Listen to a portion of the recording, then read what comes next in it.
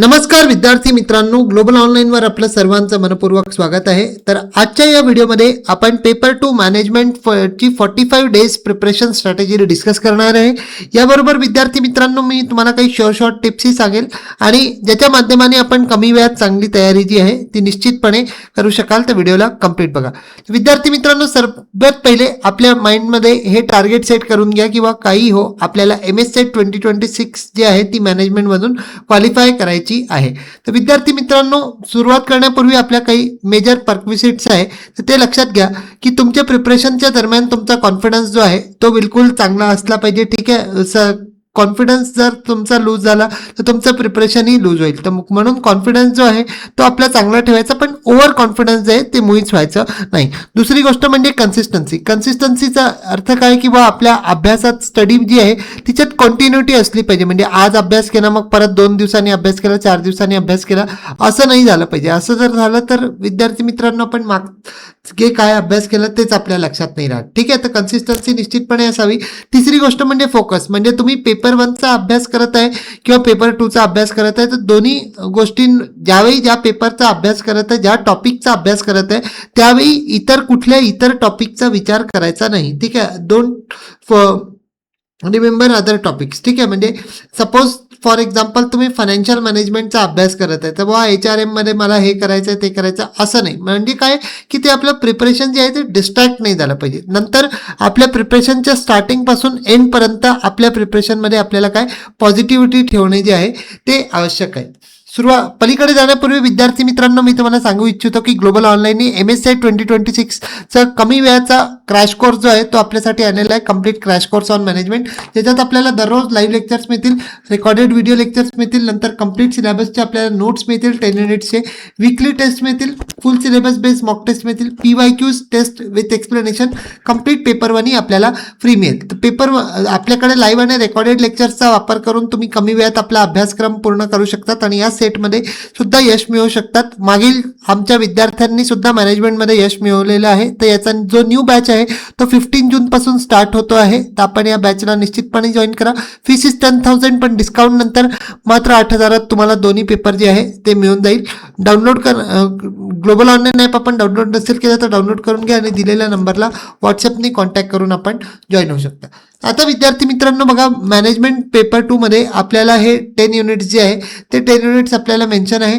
आता तुम्ही म्हणाल सर मी एक एक करून सर्व युनिट्स करतो, असं नाही झालं. तर आपल्याला जे आहे मेजर युनिट्स जे आहे ते पहिले करून घ्यायचे, जे आपले स्कोरिंग आहे. ठीक आहे, मग जसं की फॉर एक्झाम्पल हे स्ट्रॅटेजिक मॅनेजमेंट अँड मार्केटिंग आहे, अगदी बेसिक आणि सोपं युनिट आहे, कन्सेप्च्युअल युनिट आहे.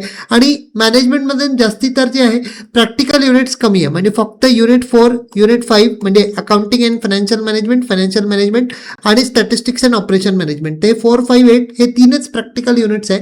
बाकी सर्व थिओरॉटिकल युनिट्स आहे. तर तुम्ही म्हणाल आता HRM काय आहे असं वाचतो, तर असं नाही चालणार. ठीक आहे, HRMचे बेसिक कन्सेप्ट आपल्याला जसं recruitment, selection, job analysis, job description, job specification, या सर्व गोष्टी ज्या आहे त्या बेसिक पाहिजे, ज्या आपल्याला विचारल्या जातात. नंतर HRMचा ॲडव्हान्स पोर्शनमध्ये जसे इंडस्ट्रियल रिलेशन्स आहे.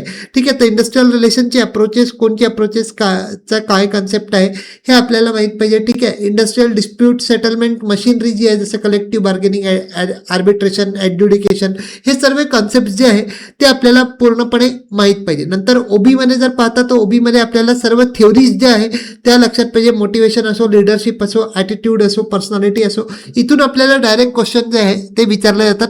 नंतर या व्यतिरिक्त आपल्याला जे आहे ट्रान्झॅक्शनल अनालिसिसचा कॉन्सेप्ट येतो, कम्पेन्सेशन मॅनेजमेंट येतो. हे असे सर्व युनिट जे आहे ते प्रिपेअर करायचे. तर सगळ्यात पहिले मी तुम्हाला रिकमेंड करेल की तुम्ही युनिट 6, युनिट 7, ठीक आहे, म्हणजे मार्केटिंग मॅनेजमेंट, स्ट्रॅटेजिक मॅनेजमेंट आणि ॲडव्हान्स मार्केटिंग जो युनिट 7 आहे तो, आणि युनिट 2 आणि 3 जे आहे हे तुम्ही प्रिपेअर करून घ्या. एवढं प्रिपेअर केल्यानंतर तुमचं जर प्रॅक्टिकल स्ट्रॉंग आहे तर you can move towards accounting and financial management आणि फायनान्शियल मॅनेजमेंट. आणि इथे जर तुम्ही वीक आहात तर तुम्ही जे आहे नंतर इकडे खाली IBIT म्हणजे international business and information technology आणि एंटरप्रेन्योरशिप याला करू शकता. ठीक आहे, तर हे आपलं विद्यार्थी मित्रांनो मी तुम्हाला थिओरॉटिकल आणि प्रॅक्टिकल युनिट्सचं क्लासिफिकेशन दिलेलं आहे. तर इथे तुम्हाला काळजी नका करू, अकाउंट्समध्ये तुम्हाला थिओरी राहील, प्रॅक्टिकली राहील. पण इथे या 7 युनिट्समध्ये फक्त तुम्हाला थिअरी क्वेश्चनच विचारले जातील, प्रॅक्टिकल विचारल्या जाणार नाही.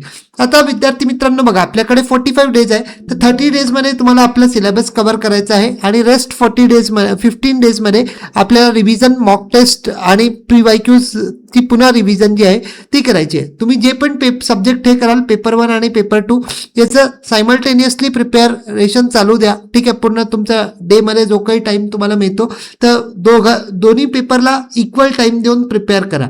ठीक आहे, नंतर इथे सर्वात पहिले संपूर्ण सिलेबसला मी कव्हर करतो असं नाही चालणार. तर जे इम्पॉर्टंट टॉपिक्स आहे PYQs मध्ये जे वारंवार विचारले गेले आहे ते टॉपिक्स आपण पहिले करा, त्याची डीप अंडरस्टँडिंग बिल्ड करा, कॉन्सेप्च्युअल क्लॅरिटी ठेवा त्या कॉन्सेप्टची, कारण तिथून प्रश्न आपल्याला नेहमीच पाहायला मिळतात. ठीक आहे, तर हे इम्पॉर्टंट आहे.